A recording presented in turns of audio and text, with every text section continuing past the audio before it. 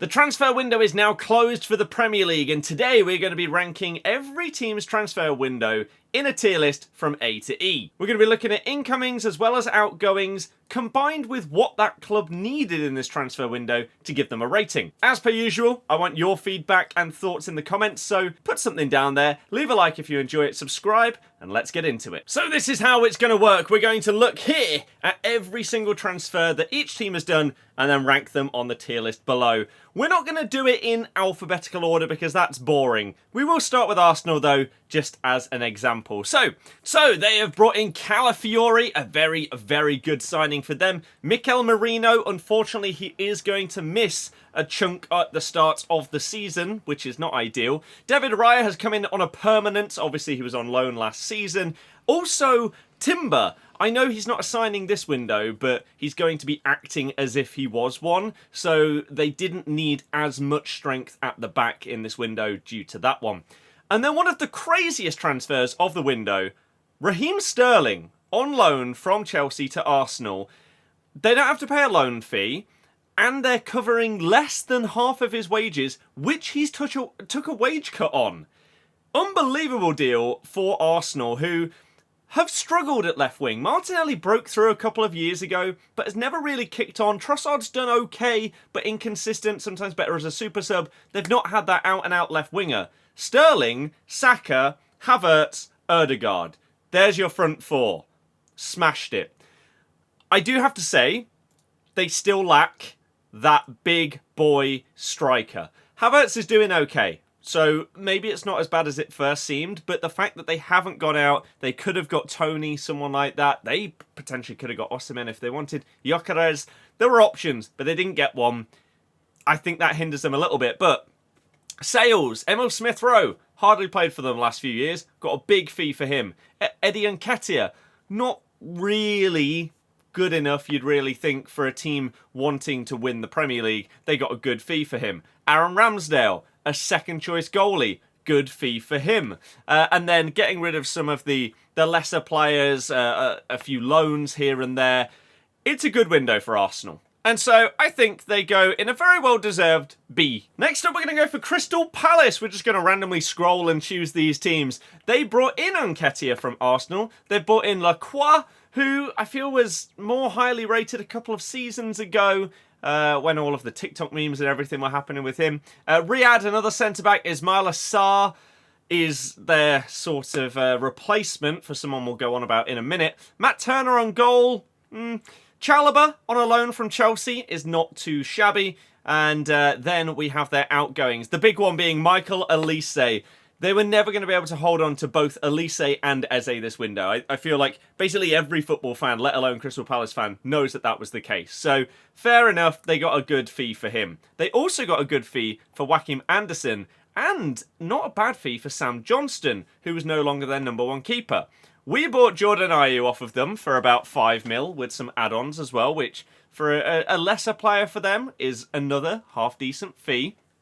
And then loaning out some other players that weren't really featuring for them, even though Rax Sakai was supposed to be highly rated, so not really sure what's going on with his development there. They also loaned out Edouard to us as well. I think one of the biggest things for Crystal Palace, they kept hold of Guéhi. Apparently, if you believe the rumours, it was sort of revenge at Newcastle for the way that they've gone about other transfer business with Palace, and so they just sort of strung them along when they didn't really have any intention to sell to them, which, if that is true, it's petty, it's kind of funny. But it would have been a nightmare if they had lost both Andersen and Guéhi. So that was a big thing in order for them to not be much further down in these ratings. So for Crystal Palace, I think they will also go in a B. Next up, we're going to look at Everton, who have brought in Jake O'Brien at centre-back for nearly 20 mil. Ndiaye is not a bad transfer. He is basically going to be playing most likely off of Calvert-Lewin, or Beto if they want to play him again this season. A terrible player. But he smashed it for Sheffield United when they got promoted, went over to Ligue 1 and has now come back. They also got Lindstrom on loan, which could be a decent little pickup for them. They got Begovic back from QPR, sums them up. Brozier is an interesting one. They managed to get him on deadline day, and maybe that can be their striker situation sorted. If they can get Brozier fit and firing, they're going to have to wait a while because they're not paying any of his wages until he's fit, which is going to be October at the earliest. So, a baffling transfer, really. But Neil Maupay has gone. They sold Onana for massive money to Villa. Sold Ben Godfrey to Atalanta. Dobbin to Villa as well. Again, Maupay, and then loaning out some other players as well. So, it's really... They need much more. If they're going to try and stay in the Premier League, they need a lot more than this. It's not a good window at all. And I think they're going to be in big trouble this season. Maybe, just maybe, Brozier could be the guy, but his injury record and also goals record doesn't look like that's going to be the case. So I think Everton are pretty bottom of the barrel. They're going in E. And after them, we're going to look at Fulham. Brought in Emil Smith-Rowe. Joachim Andersen is back at the club. Sander Berg from Burnley. Decent amounts spent on these players. And they were also linked with a few other players, which they ended up not spending big amounts on. For example, Scott McTominay was heavily linked for about 35 mil as well. So big money being splashed around, but they did okay with their outgoings and incomings. So you've also got Sessegnon, Reece Nelson on loan. Could be an interesting one for Fulham here. He was potentially going to Ipswich, but then it fell apart, so he's gone to Fulham in conjunction with Smith-Rowe, who's got off the really, really good start for them. Again, Anderson is very good signing, so it's not too bad. Carlos Vinicius is still a player at their club, but their big sales were these two. So João Paulinho, monster player for Fulham, going to be a big loss, but they did get huge money for him, which allowed them to bring in these other players. And crazily, they've also sold Jay Stansfield to Birmingham, who are now in League One, for over 10 mil. Comfortably smashing the League One transfer record. And I believe there's add-ons as well that can take it even higher. So how they've managed that, I have no idea. They've got rid of some other players. Bobby D. Cordova-Reid has gone to us. Adebayo to Chelsea is not how they would have wanted that one to end. That's actually a bit of a nightmare. Willian leaving. Tim Ream as well has been decent for them. I think Fulham have done okay here. They were always going to have to sell Paulinho, and I think that they've done okay with the money, so we're going to put them in C. Let's next have a look at Newcastle. They've brought in Lewis Hall from Chelsea for big money, Vlachodimos in from Forest for a crazy amount, Osula in from Sheffield United, Lloyd Kelly on a free, John Ruddy has come into the club for whatever reason. Their incomings are not impressive, and their outgoings are not good either. It has to be said, with Newcastle, they had PSR issues, right? They had to sell. And to be fair to them, with the players that they sold, it did mean that they could hold on to the big boys, right? Alexander Isak and Bruno G. They were heavily linked away, and it seemed at one point like they were going to have to sell one of those two mega assets in order to comply. But they've kept hold of them. However, Elliot Anderson, incredibly highly rated, going over to Nottingham Forest. I'm surprised that Forest paid that much for him. I'm not going to lie. He does have a lot of potential, but it's still early days. It could work out for Forest, but Newcastle have sort of got away with it by getting that much money there. But I think the big one, Minter, very, very highly rated player, has already shown since moving to Brighton in both pre-season and now the actual season what Newcastle are missing. Not just because they've had to get rid of a young player due to the money issues, but right wing is one of their major problems in the team. They've got Almiron and they've got Murphy, but Minter would be amazing in that front three. Gordon or Barnes, Isak and him would be unbelievable. So the fact that they've had to get rid of him, really not good. They've lost Matt Ritchie, Ryan Fraser, a few of these as well. It's not good. Newcastle are going bottom of the barrel, E tier. Next, we'll take a look at Southampton. Their incomings that they've had this season. Taylor Harwood-Bellis, a big fee, really. About 20 mil for him from Man City. Aaron Ramsdale is relatively expensive, and his wages are apparently really, really big, 100k, which you could be seeing in the Championship. You assume there's relegation clauses in some of these incoming contracts. If not, yikes. Because he is going to be starting every game, which is really, really good. They've got a quality keeper now, which could be massive and incredibly influential if they do stay in the Premier League. It's most likely going to be down to players like this. Flynn Downs coming in from West Ham. Cameron Archer from Villa is not bad. Mateus Fernandes, Brereton Diaz, who has had that controversial start to the season. Sugawara, decent fullback, decently rated from the Eredivisie previously. And some other players here like Charlie Taylor, Ryan Fraser. Adam Lallana's come back. Cornet is not bad as a pickup. Uga Chukwu, also from Chelsea. Their frees and loans are arguably more impressive than their actual transfers. It's not bad. And they have not actually sold a crazy amount of stuff that will really be that detrimental. Carlos Alcaraz has had some decent games for them before, but he's gone over to Brazil. Mara to Strasbourg. Kaleta Carr, he was more rated when he came in, but it never really worked out that well.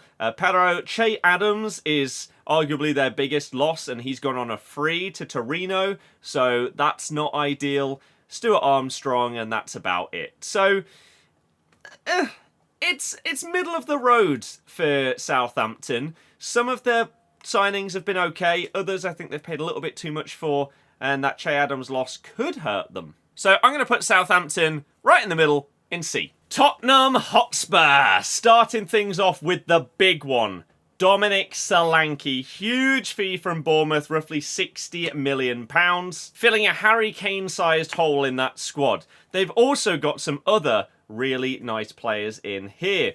So Archie Gray, incredible talent, very versatile. You're going to be seeing him at some point in the England setup. It is almost certain, barring some catastrophic career-changing injury.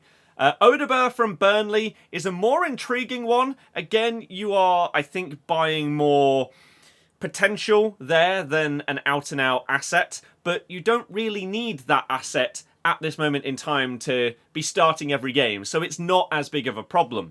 And then an incredibly highly rated Swedish midfielder in Bergvall. Impressed a lot of people in the Euros. He is going to be very good. And this is going to be his breakout season where you are either going to see him stay at Spurs for a long time or get a monster move in maybe a couple of years.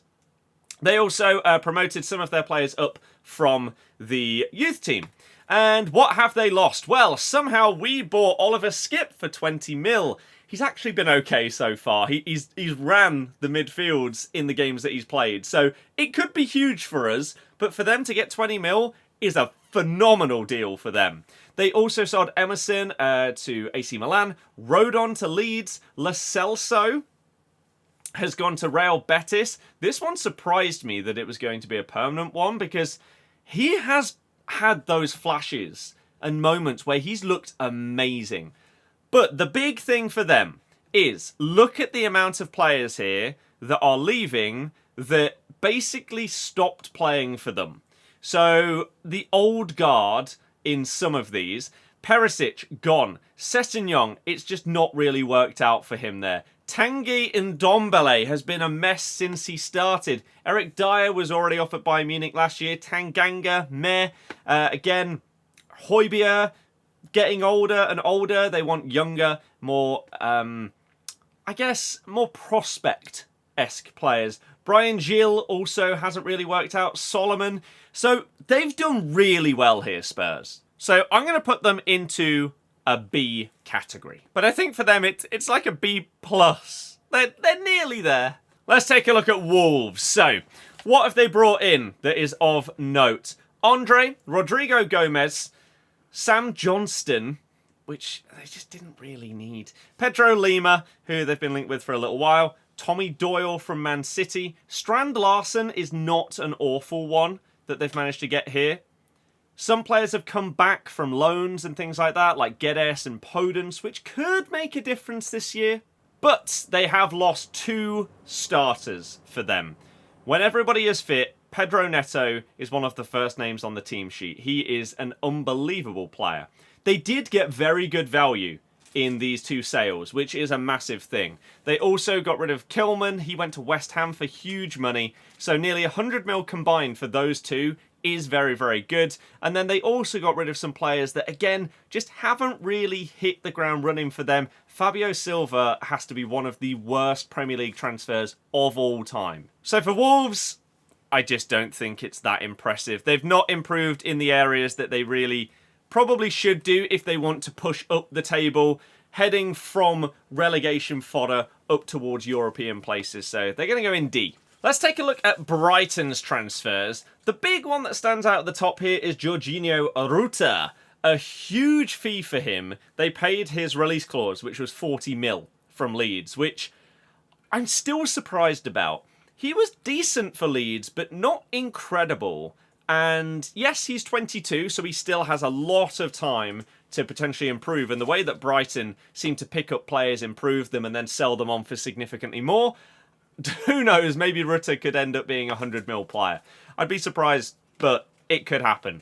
Minter, as we talked about with Newcastle, amazing pickup. He is the kind of guy that will be going for a profit in a couple of years if they do sell him. Vifa, also highly, highly rated midfielder from Feyenoord. Good pickup. Brighton's scouting is always impressive. Gruder, as another forward player, is not too shabby from what I have seen of him. Kadioglu from Fenerbahce, a lot of you would have seen him in the Euros.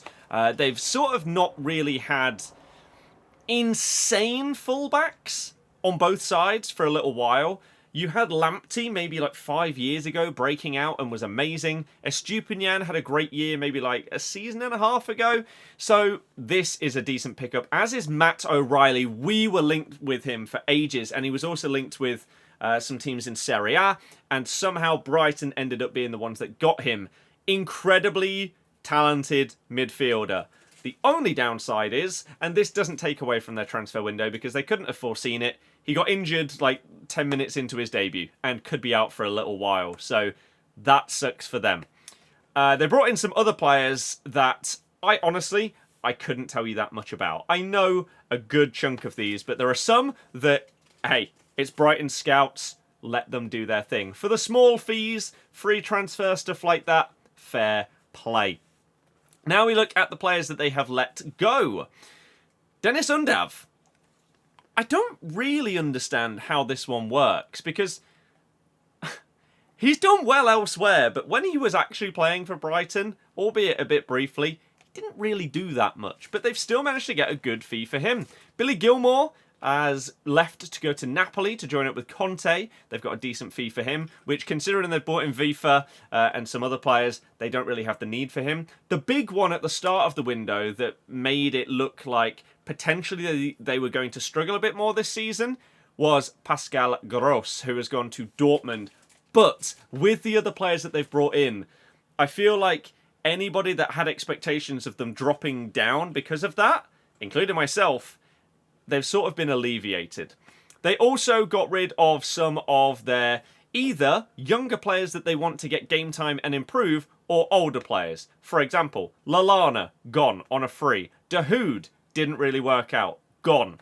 But then you have Sarmiento, who's gone on loan to Burnley. We've picked up Buonanotte on loan, who has had a couple of goal involvements already. Fantastic player. And a couple more. Barco, a highly rated young fullback, going on loan to Sevilla. So it's really, really good. Brighton have smashed it. I feel like they are the club. It used to be us. It used to be us. But they are now the club that basically all of the others that aren't the big six or whatever aspire to be. So, as you can probably guess from what I'm saying, Brighton are going in A. Let's take a look at my club, shall we? Leicester City's incomings and outgoings. It's been very hit and miss, it has to be said. So, our biggest expenditure was on Oliver Skipp, as I said earlier. How the fee ended up being that much, I don't really know. And at the time, it felt like, that's a decent signing, if we can get some forwards in. Eventually we did, so it's not the end of the world. Very highly rated Genk attacking midfielder Bilal El Khanous, who made his debut very, very briefly. we managed to bring in for just under 20 mil. Again, market value, looking higher than that. He did slightly force the move, which helped us out. So hopefully that doesn't cause us problems in the future. Looking at you, Fofana. Apparently, a very, very good pickup. I've seen bits and bobs of him, and I'm impressed. Fatawu turned into a permanent. It was a loan with an obligation to buy if we got promoted, which we did. Phenomenal season last year, and has looked bright and lively to start off the Premier League so far. Caleb Okoli in for Atalanta, or in from Atalanta. An okay start. I've seen bits and bobs about him, but I couldn't really say that I've seen that much of him. I actually watch a decent amount of Serie A as well. So, according to who you ask, the answers vary. Some people say highly rated, lots of potential. What we've seen so far, physical, loves a tackle, and relatively quick. That's not bad, especially when we've got like Fast, Vestergaard, Cody at the back. Jordan Ayew, in for about 5 mil from Palace, has actually had a good start. So, based on that, it's not that bad. It is still a chunk of change for a player when you could punt on someone younger, but we wanted Premier League experience, I guess, and that's why we've gone for Ayew. Michael Golding was part of the PSR deal, which we'll get into in a second. Bobby de Cordova-Reid on a free transfer from Fulham. This makes significantly less sense than the Ayew one, because you're basically buying the same player, but Ayew is better. So, why get both? I don't really know. Buonanotte, though, on loan from Brighton. Again, as we talked about with their outgoings, they have got a lot of young players that they have loaned out in order to get a year experience, and then they can potentially bring them back into the first team setup. He has been amazing so far. He's highly rated. There's a reason they did not give us an obligation or a buy option with this loan. And the one on deadline day was Odsonne Edouard, who we tried to get a few years ago. When he was at Celtic, we ended up getting Daka, and he went to Palace. So we finally got our man, even if it is a loan, and it's like 3 years later than we wanted him. We have got a striker through the door. That was paramount to us hopefully staying in the Premier League. If we look at our outgoings, though, Kiernan Dewsbury-Hall was the big one, as well as Enzo Maresca, but that's not part of the transfer window. So he went and unfortunately leaves his boyhood club to go to Chelsea, and basically saved us from getting a points deduction. Michael Golding came the other way, and we basically helped each other out. A lot of clubs have done those kind of deals this summer. I'm surprised that the Premier League hasn't clamped down on them a bit more, because they are clearly a bit dodgy. Some of our players did end up going out on loan. Kelechi Iheanacho has gone for free to Sevilla, but we loaned out Ben Nelson, Wanya Marcel, Tom Cannon, very highly rated player, wanted by over half the championship, yet for some reason we didn't want to keep him. Bizarre. Harry Souttar also out on loan. And then Mark Albrighton has retired. Sad times. So, it could be better. It could be a lot worse. I feel like if we had not managed to get ourselves Edouard, then we would have been in the very, very bottom tier here. But we've got some okay players. I feel like it is a bit premature to judge some of these yet, so you have to go on the fee, what you know about the player already compared to what you then see over the next 12 months after they've been bought by you, and unfortunately we have to go into one of the lower tiers. Liverpool! What an uneventful transfer window for them. So they brought in Mamardashvili, a goalkeeper, who has been immediately loaned back to Valencia for this season. So they basically haven't signed it. They've signed him for next year. And they brought in Chiesa. Chiesa was very cheap. He came in for about 10 mil, which is quite surprising. But given his injury record and the fact that he's fallen off quite a bit in the last 3 or 4 years since that amazing Euros that he had where they basically turned down 80 mil at Juve, they don't need him because they already have so many forwards.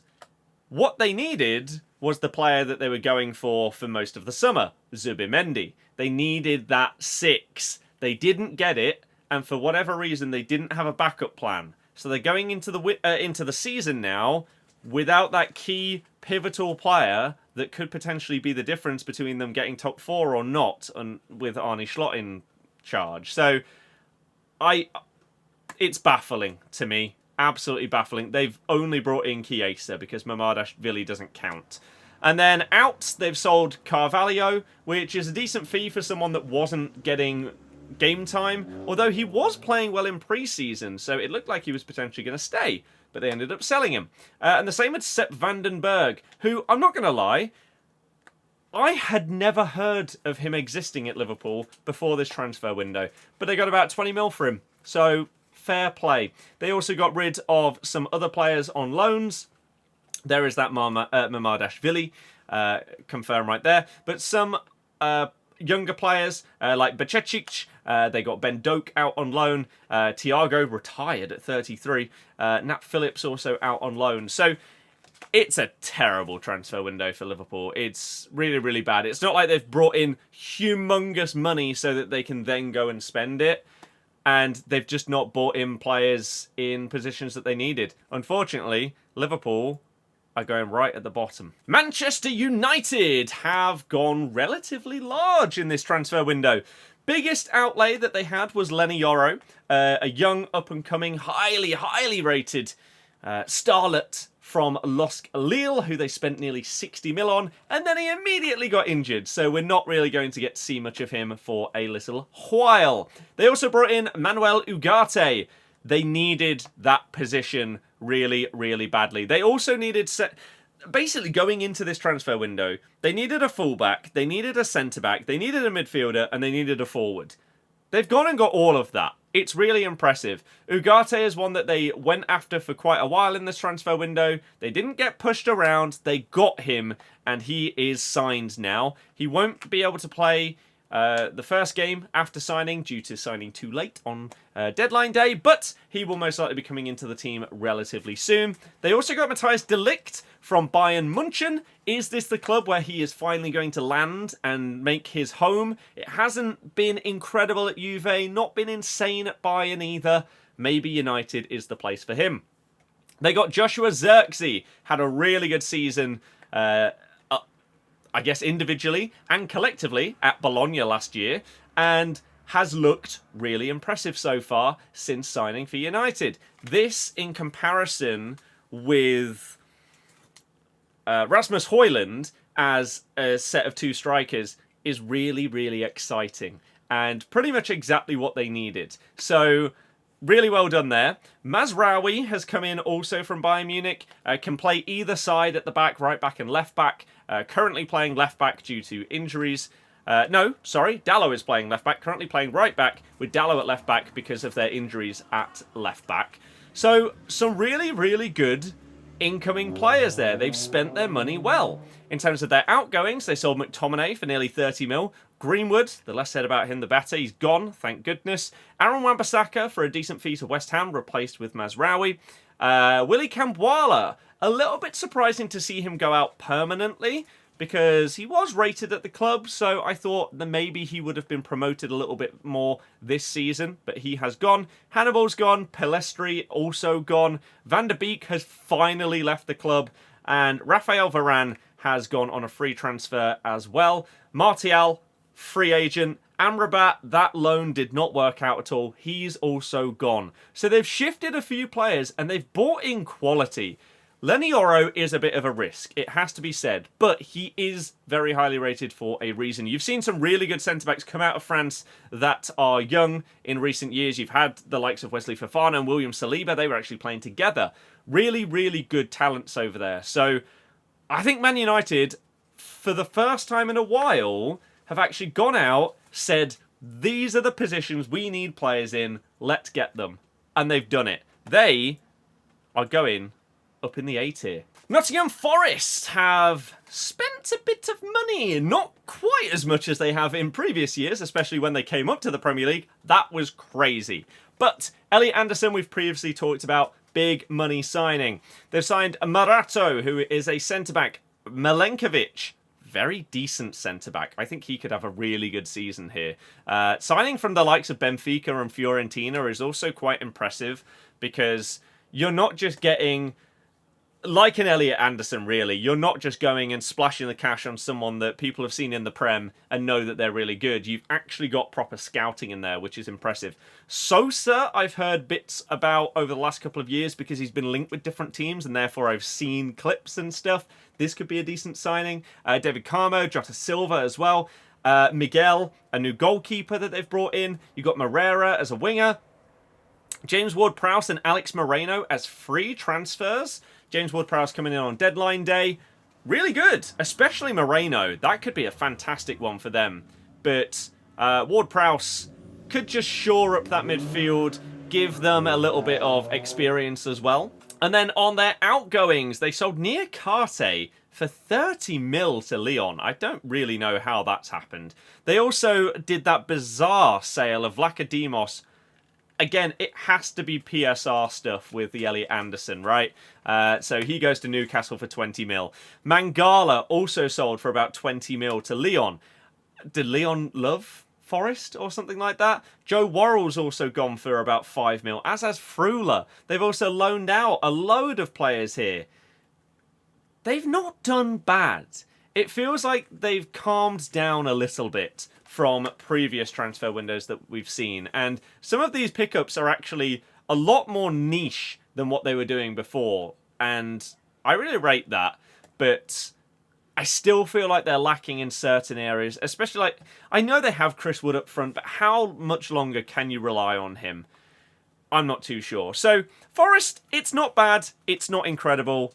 They can go in at C. Brentford have spent a lot of money on an injured striker. Igor Thiago for 30 mil. They've also brought in Van den Berg from Liverpool. Again, the guy that has seemingly spawned out of nowhere. Fabio Carvalho, a much better pickup. I like that signing. Gustavo Nunes as well. And then they've promoted a few players from under 21s and stuff like that. The big sales. Of course, David Raya. It was expected he was going to be leaving after the loan from Arsenal. They get that money banked. They also sold Ivan Toney on deadline day to the Saudi League. Kind of crazy how that all ended up. It looked for certain that Toney was going to be that guy that signs for like Arsenal or Chelsea this summer. They were going to go for him. Apparently Toney met with like Arsenal representatives and didn't come across that well. He does have a very big ego, and the way that Brentford and himself bigged him up just for him to end up at Saudi is kind of sad and kind of humbling. They have also sold... they've let a few people go on free transfers, and they've loaned a fair few players out. It's not great for Brentford. For what they need, it's not that good. And so I'm kind of disappointed. I feel like if Toney was going, that should have triggered something on deadline day for them to be able to spend that money. Because it actually wasn't certain that he was going to leave. And so surely you should have had something ready to go if he did. Or are you holding on to that for January potentially when you might be in some trouble? I'm not entirely sure. But for me, Brentford have had a bit of a stinker. They're going down there. Let's try and make sense of the mess that is Chelsea's transfer window. So, bear with me here. Pedro Neto, 60 mil. João Felix, 50 mil. Dewsbury Hall, 30 mil. Jorgensen, 20 plus mil. Not even going to play. Amari Kellyman, 20 mil. Penders, another goalkeeper, 20 mil. Anselmino, a centre-back, 15 mil. Renato Vega has played, to be fair. Caleb Wiley, Mark Gue, Adarabioyo on a free. They've also promoted some players from the under-21s into the main squad. They have just, once again, come in with this scattergun approach. They've brought in Enzo Maresca, who has a set way of wanting to play. And then it feels like they've brought in some players that suit that. For example, KDH. He was one of our best players last season, pivotal to the system. But then they've also decided, oh, you know what? No, those players that we brought in last time for heaps of money on mega contracts, no, they're not quite good enough. Let's bring in more whilst not being able to shift those on. So let's get Pedro Neto. Nkunku basically didn't play last season. He's going to be playing this season. But no, that's not good enough. So let's get João Felix as well. in order to facilitate a move to sell one of our best players last season. That sounds really impressive. And let's try and get Osimhen, but let's leave it till the very last day of the window, undervalue his wages, and therefore not actually get the main striker target that we've been looking at for weeks. Genius. Their sales, okay? This is how Chelsea don't get done by PSR. They sold Maatsen to Villa for 40 mil. Conor Gallagher sold for 40 mil. Academy products, right? This is where the money comes in. It's pure profit. Lewis Hall to Newcastle, 30 mil. Lukaku has finally left Chelsea. The day is upon us. Thank goodness. Because, dearie me, what a joke. For nearly 30 mil. Amari Hutchinson to Ipswich, 20 mil. Diego Moreira to Strasbourg, a left winger. They also tried to sell Washington to Strasbourg, and they also loaned out 2 other players to Strasbourg. You know why? Because they're owned by Clearlake as well. Nothing dodgy there. Not at all. Free transfers. They lost Thiago Silva. Loads of experience gone. Ziyech, who you wouldn't even have known was still a Chelsea player. Malang Sarr, gone. On loans, they've got rid of... Who actually matters here? Gilchrist, maybe? Kepa's gone to Bournemouth. Petrovic, there's 2 keepers gone. Well, 3 with Penders as well. Trevor Chalobah gone on loan to Palace. That's actually really good for Palace rather than Chelsea. This Sterling loan... Oh, wait, there's someone in here. Is he not there yet? Oh my god, there was someone else that I completely forgot about that makes it even worse. Raheem Sterling has gone on loan to Arsenal, and Arsenal have comfortably got the better deal there. Brozia's gone out on loan. Ugochukwu's gone out of loan. But another player, as if they didn't have enough, they also have Sancho now. They got Sancho on loan from Man United to replace Sterling, who wasn't in the squad in the first place. So you didn't need to replace him, you just needed to sell him. They didn't even manage that. They're now paying over 50% of his wages, even though he's at Arsenal. They've now brought in Sancho on loan with an obligation to buy, as if they need more wingers. It is calamitous from Chelsea. It's just so risky. Like, some of the players are okay, but this can't continue. It really can't. And the only reason why I'm not putting them in the bottom tier is because Chelsea sell really well. Now, it might not be the players that they should be selling, but they do get money for their players, which is why they are okay with PSR and stuff like that. And that is the only reason why they go into D instead of E, because it is a mess. There is no world where all of these signings are all going to play and do well. It's not going to happen. Aston Villa have signed Amadou Onana, Ian Maatsen, Cameron Archer, Jaden Philogene, Illing Jr., Lewis Dobbin, Baranchia, Ross Barkley. We don't really have much more than that. They've not really loaned anybody in. They've promoted Bogard from the under-21s, who actually played against Leicester today at the time of recording a couple of hours ago. We're recording this far enough in advance. It's fine. Onana brought in as a replacement for one of their sales. Maatsen is big money. Archer is not a bad signing. Philogene is decent. Samuel Illing Jr. is also part of another one. The thing is with Villa, it was kind of hard to know exactly what they needed to bring in. Maybe backup for Ollie Watkins, because if he gets injured, then you're struggling. You do now have Cameron Archer, which is good in that position. Their outgoings, though, they sold Diaby, basically breaking even for nearly 60 mil to the Saudi League. That's amazing business. Douglas Luiz they got about 50 mil for, but he was also involved with the Samuel Illing Jr. coming the other way, as well as Baranchea. So that's how that one worked. Cameron Archer was sold to Southampton. We also had Erogbaram going to Everton. Morgan Sanson, a signing that didn't really work out. They've got rid of a few people on loan as well. Callum Chambers has gone on a free transfer. Coutinho is still a Villa player. It's madness. Alex Moreno, again, a really interesting one for them to get out. And Illing Jr., who they got as part of the Douglas Luiz deal, has immediately been loaned out. Actually, so is the other guy. I didn't even realise that. Wow, okay. Longley, gone. Zaniolo, gone. It's okay from Villa. It's not top tier, but it's pretty good. They are going into B tier. Let's take a look at Bournemouth's transfer activity then. So they've brought in Sinistera from Leeds, Evan Nilsson from Porto. There's a big reason why for that. Unal came in permanently now from Getafe. Hudson from Juve. Julian Araujo, not Ronald, from Barcelona. I saw so many people get confused at that one, thinking, Araujo? For that cheap? What? Yeah, it's not him. Paulson from Wellington. They got Kepa on loan from Chelsea as well, which is really intriguing because they got rid of, where is he? Neto. He has gone to Arsenal on loan after doing really well, really, for Bournemouth. So it's a bit surprising. So interesting. But their big sale was, of course, the Dominic Solanke to Tottenham. That is where the money came in for these other players. And I think they've done okay with it. Their other sales, they didn't really have any. Kiefer Moore has also gone. Lloyd Kelly, they will be upset to lose on a free. Jamal Lowe, no, not really. And then a few others on loan. I thought Romain Fivera was actually going to be like one to watch for Bournemouth this season.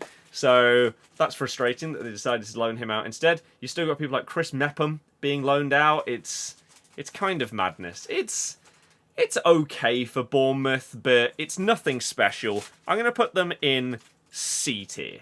West Ham United. Really, really good transfer window. Spoiler alert. They have brought in Max Kilman from Wolves in an area that they needed to strengthen. Somerville, for that price from Leeds, is a phenomenal pickup. He will do very, very well once he starts getting the minutes that he deserves. Nicholas Füllkrug, is he finally going to fix West Ham's striker situation that they've had for probably 5+ years at this stage? Maybe. Guilherme on the wing from Palmeiras. They got Wan-Bissaka from Man United. Fotheringham in goal. They got Guido Rodriguez on a free, which is a really, really good free transfer.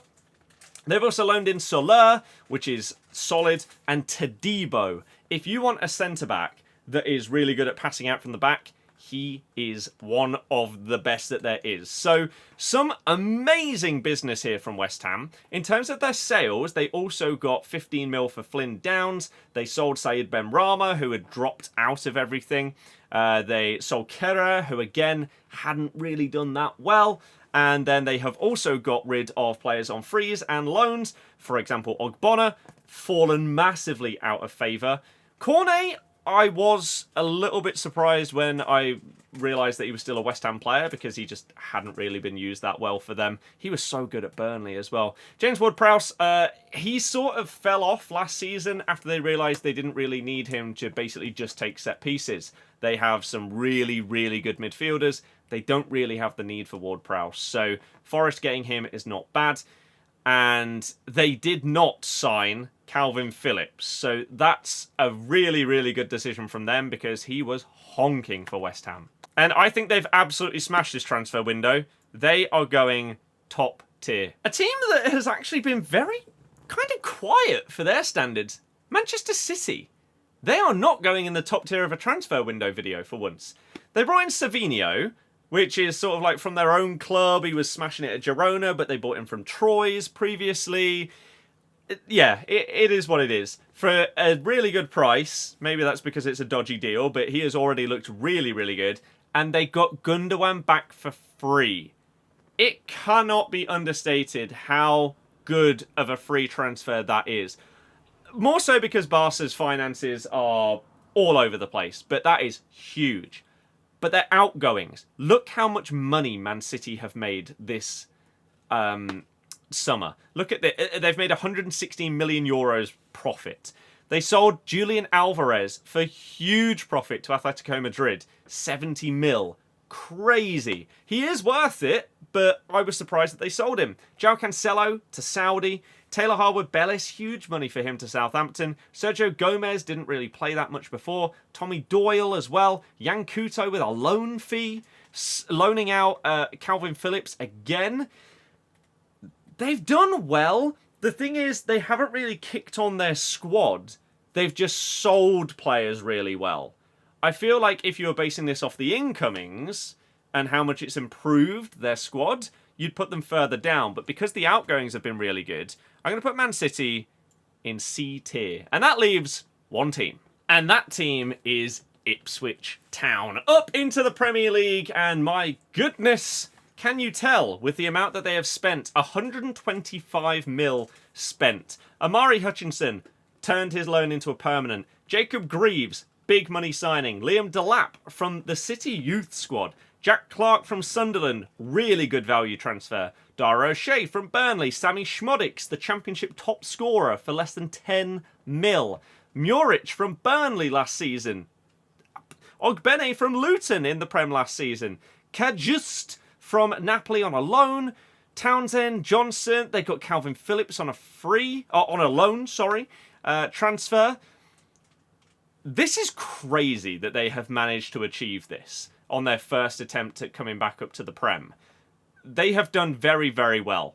In terms of sales, they haven't. They've made less than 2 mil in sales. So they've spent massively. They are about 125 million euros in the red. They need to stay up. Otherwise, this could be problematic. However, it has to be said, you have to give them props. They have gone for it in a huge, huge way. Also, even if they don't stay in the Premier League, they have basically built a Championship super team to come back up next season. They got the top scorer from last season. They got multiple Prem players from last season that went down into the Championship that would be starting right now. Jack Clark, one of the best wingers in the Championship last season. Greaves, a phenomenal defender in the Championship. Amari Hutchinson did so well for them in that league last season. Liam Delap will do really well in the Championship. So, either these signings are amazing and they keep them in the Premier League, or they are so well prepared for the Championship next season that surely they then bounce back and come back up again.